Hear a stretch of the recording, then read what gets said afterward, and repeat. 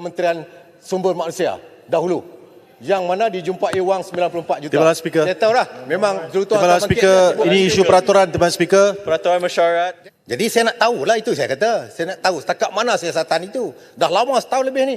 Dan menteri pun dah ditukarkan. Boleh tunjukkan Itu saja, bukti itu saya nak mana tahu. laporan tersebut. Maknanya bukan saya Jangan tuduh buat tuduhan menabrak. yang liar. Yang berhormat, jangan interrupt. Please, kalau you nak bangkitkan peraturan, I will allow. Kalau saya biarkan macam ni, menterabu. Yang berhormat, tengok di belakang sana tu. Adakah ini cara kita nak berbahas? Jadi kita harap kerajaan dapat mengatasi dengan secepat mungkin masalah ini. Dan saya nak menyentuh juga berkenaan dengan yang disebut oleh yang berhormat Menteri Pertanian dan Keterjaminan Makanan ini. Dikatakan beras tempatan tidak naik. Saya setuju. Memang beras tempatan tidak naik, masih lagi dengan harga RM26.50. Tapi masalahnya, tak ada dalam pasaran, tak ada dalam kedai runcit, tak ada dalam kelang-kelang yang mengeluarkan beras tempatan dengan harga RM26.50. Saya kawasan padi, kawasan sawah padi. Jadi saya selalu keluar ke pekan untuk mencari beras tempatan, tak ada. Jadi memang kita akui memang beras tempatan ni tak naik harga, tapi tak ada yang ada harga RM35 ke RM42 yang ada dalam pasaran sekarang ini. Ini menyusahkan B40 ataupun gulungan-gulungan marahin ini. Oleh sebab itu, apa yang lebih merisaukan, kenaikan kos ini tidak diimbangi dengan sebarang peningkatan pendapatan petani. Saya ingin bertanya kepada pihak kerajaan, apakah langkah yang konkret yang telah diambil bagi membantu golongan petani yang terkesan ini? Seterusnya, kita masih bergantung kepada import beras untuk memenuhi keperluan domestik. Adakah wajar kita terus membiarkan kebergantungan ini tanpa ada tindakan untuk memperkasa petani tempatan? Saya ingin menggesa kerajaan untuk meneliti semula dasar berkaitan pengeluaran beras dalam negara kita agar kita boleh meningkatkan tahap sara hidup dalam sektor ini. Saya ingin menyentuh tentang peralihan subsidi yang menyeluruh kepada subsidi bersasar yang dikemukakan oleh pihak kerajaan. Perubahan dasar subsidi ini menimbulkan persoalan besar. Subsidi bersasar walaupun niatnya baik, jika tidak dilaksanakan dengan teliti akan menyebabkan petani kecil yang bergantung kepada bantuan kerajaan terus terpinggir. Saya ingin mencadangkan agar kerajaan memperhalusi mekanisme subsidi ini supaya golongan petani yang benar-benar memerlukan tetap mendapat sokongan tanpa menjejaskan kualiti hidup mereka. Di samping itu, masalah pengagihan beras dalam negara juga wajar diberi perhatian. Ketidakseimbangan dalam pengedaran beras yang menyebabkan harga beras melonjak di beberapa kawasan. Ini adalah jelas bahawa sistem pengedaran mempunyai kelemahan. Kerajaan perlu memastikan pengurusan stok dan pengedaran beras berjalan dengan lancar tanpa sebarang ketirisan atau kelewatan. Itu sebab beras tempatan tak ada dalam pasaran atau di kedai-kedai runcit. Ini juga satu masalah yang perlu dilihat oleh pihak kementerian. Dalam pada itu, saya mengalu-alukan usaha kerajaan dalam memperkenalkan inisiatif pemodenan pertanian melalui program Inisiatif Pendapatan Rakyat IPR Intan yang melibatkan penggunaan teknologi pintar dalam pertanian. Walau bagaimanapun, saya ingin menegaskan bahawa pemodenan ini harus seiring dengan peningkatan dan kecekapan mengurangkan pengurangan kos, memastikan hasil padi meningkat, harga beras dapat dikawal pada beras yang lebih stabil. Tanpa perancangan ada pemantauan yang baik, usaha ini akan menjadi sia-sia. Tan Sri Yang di-Pertua, Datuk Yang di-Pertua, saya ingin membangkitkan lagi satu perkara penting, iaitu berkenaan dengan Kementerian Pertahanan, MINDEF, dalam usaha perolehan aset-aset ketenteraan yang diumumkan baru-baru ini, yang bukan saja bersifat meragukan tetapi membawa kerugian dalam jangka masa yang panjang. Angkatan Tentera Malaysia menjadikan situasi bertambah buruk. ATM juga bagaikan terpaksa menggunakan aset-aset yang tidak menepati kehendak ATM selaku end user, tetapi juga mengakibatkan kos perolehan yang sangat besar bagi jangka masa panjang. Saya ingin menarik perhatian ahli Dewan berkenaan perolehan Self-Propelled Hot Whizzer SPH dari jenis EVA 155 dari Slovakia untuk kegunaan Tentera Darat Malaysia. Untuk makluman ahli yang berhormat semua dan juga Datuk Yang di-Pertua, kos perolehan yang sangat tinggi ini berjumlah kira-kira 800 juta secara rundingan terus dibuat tanpa ada sebarang usaha ketimbang baik buruk. penggunaan aset ini yang berdasarkan kepada doktrin pertahanan sedia ada yang diguna pakai oleh tentera darat. Apakah justifikasi atau pertimbangan menyeluruh bahawa aset AVA 155 dari Slovakia ini yang benar-benar dikendaki oleh pihak end user, iaitu ATM, Angkatan Tentera Malaysia? Perkara ini amat membimbangkan perhatian keselamatan dan pertahanan negara kita Malaysia. Bukan saja aset AVA 155 ini masih dalam bentuk atau fasa prototipe dan tidak digunakan secara meluas oleh banyak negara rakan Malaysia di seluruh dunia. Namun, keupayaan AVA 155 ini sangat meragukan. Soalan saya, apakah SPH AVA 155 buatan Slovakia ini dapat diangkut oleh pesawat tentera udara di Raja Malaysia, iaitu jenis Charlie 130 ataupun A400 milik negara? Ya atau tidak? Saya tanya pada menteri supaya menjawab dengan jelas. Saya tahu menteri akan jawab benda-benda yang lain. Boleh angkut atau muat? Pesawat ini boleh angkut atau muat atau tidak? Jika tidak, kenapa MINDEF mempertimbangkan untuk membeli aset ini? Saya juga memohon penjelasan kenapakah urusan perolehan aset SPH untuk tentera darat ini dilaksanakan secara telus melalui tender terbuka ini. Dilaksanakan secara telus, iaitu perolehan melalui tender terbuka. Bukankah cara ini lebih menjimatkan wang awam berbanding mengunakan menganugerah kontrak secara rundingan terus kepada sebuah syarikat yang menjadi orang tengah yang makan atas angin di atas urusan pembelian ini. Begitu juga dengan perolehan pesawat helikopter jenis UH-60 Black Hawk yang gagal dipenuhi oleh syarikat Aero 3 Defence and Services Sdn Bhd yang sudah melepasi garis waktu bumbung yang termaktub di dalam kontrak pada 31 Oktober 2024. Apakah ada kaitan antara kegagalan syarikat Aero 3 membekalkan pesawat helikopter jenis Black Hawk secara government operate, company own and maintenance, GOCOM, serta pengumuman oleh Panglima Angkatan Tentera bahawa kini bukan sahaja TOGM bakal menyewa helikopter jenis AW149 keluaran syarikat Leonardo dari Itali secara GOCOM, malah tentera darat juga menggunakan helikopter yang sama melalui sewaan kaedah yang sama. Ini satu perkara yang pelik sebab helikopter gempur dengan kegunaan awam ada satu mekanisme ataupun logistik yang berlainan. Dalam hal ini, syarikat yang mendapat kontrak pembelian SPH EVA 155 ini dan pesawat helikopter sewaan GOCOM ini adalah syarikat yang sama. Oleh itu, saya ingin mendapatkan penjelasan berkenaan kaedah sewaan GOCOM yang dilaksanakan oleh MINDEF bagi maksud dan tujuan penggunaan pesawat helikopter kepada ATM yang telah melaksanakan operasi combat dan juga search and rescue SAR. Sebagai gambaran yang lebih jelas, kos keseluruhan kaedah sewaan GOCOM bagi 28 buah jenis helikopter AW149 untuk 15 tahun kepada Angkatan Tentera Malaysia sebagaimana yang diumumkan oleh MINDEF adalah berjumlah 16.8 bilion.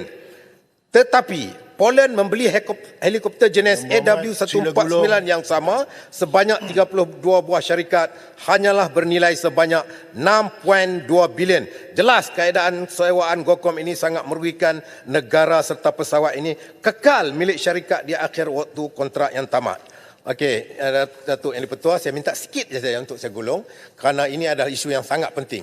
Saya membangkitkan kedua-dua isu ini termasuk LCS yang mana menemui kegagalan seperti mana Literal Combat Sheet dan teguran kepada laporan Ketua Audit Negara secara teguran kawasan, secara teguran Jawatankuasa Siasatan Perolehan Tadbir Urus Perolehan dan Kewangan Kerajaan.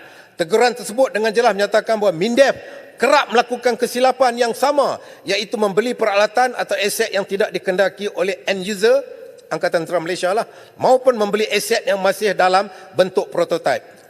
Saya kira urusan semua perolehan aset ketenteraan yang bernilai ratusan juta ringgit ini perlu dibawa untuk perbincangan dan penjelasan kepada pihak jawatankuasa kira-kira awam ataupun PAC.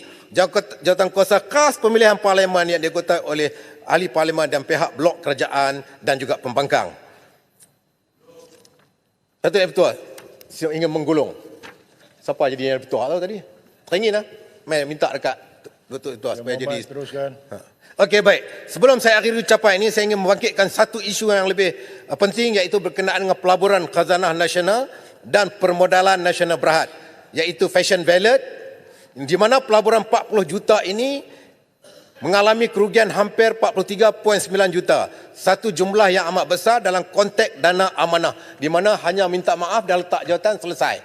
Begitu juga dengan kes 94 juta yang mana didapati di sebuah rumah seorang menteri pemimpin DAP dijumpai 94 juta sampai sekarang kita tak tahu. Sampai setakat mana siasatan itu dibuat oleh dalam Kementerian Sumber Manusia dahulu. Yang mana dijumpai wang 94 juta. Timbalan Speaker. Saya tahu lah, memang Jelutong Timbalan akan Speaker, bangkit. ini isu peraturan Timbalan Speaker. Peraturan mesyuarat. Jadi ini adalah tata kelola yang perlu diperhalusi Speaker. oleh kerajaan Peraturan kerana mesyuarat. Peraturan mesyuarat. Peraturan mesyuarat. Timbalan Speaker, peraturan mesyuarat 36. Di mana-mana ahli tidak boleh mengeluarkan apa-apa sangkaan jahat ke atas siapa-siapa ahli lain. Tadi kita dengar Yang Berhormat Pendang telah mengeluarkan kenyataan bahawa terjumpanya wang 9.5 juta di rumah ahli DAP.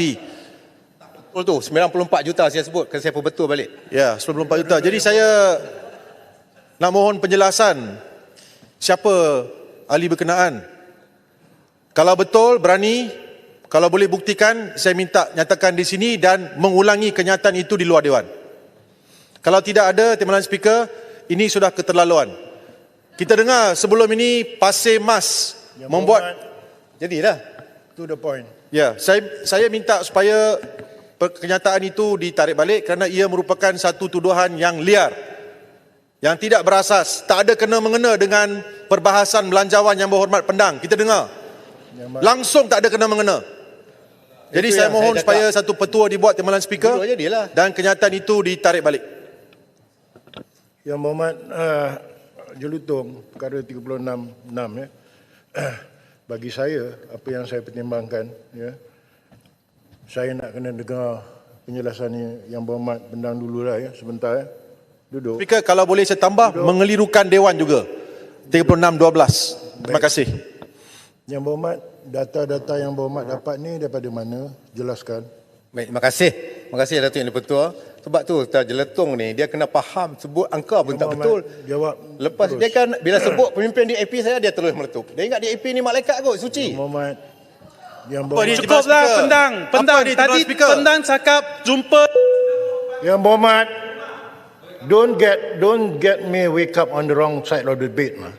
I do not want mess dengan izin ya. I will stick to 37.2 with strictness. If I got to send anybody out, I will do it. Saya nak peraturan dilaksanakan sebaik mungkin. Biar teratur. Saya tak mahu messy dalam Dewan ini sebab saya duduk memfungsikan. Terima kasih Datuk Yang Dipertua. Saya nak dengar penjelasan dulu sebelum saya Saya ingin menjelaskan. Kenyataan ini telah dibuat oleh Ketua Pengarah SPRM bahawa mereka telah menjumpai 94 juta di dalam rumah Menteri KSM pada ketika itu. Jadi saya nak tahulah itu, saya kata. Saya nak tahu setakat mana siasatan itu. Dah lama setahun lebih ni. Dan menteri pun dah ditukarkan. Boleh tunjukkan Itu saja, bukti itu saya nak mana tahu. laporan tersebut. Maknanya bukan saya Jangan tuduh buat tuduhan menebak. yang liar. Yang Berhormat, jangan interrupt. Please, kalau you nak bangkitkan peraturan, I will allow. Kalau saya biarkan macam ni, mentera apa?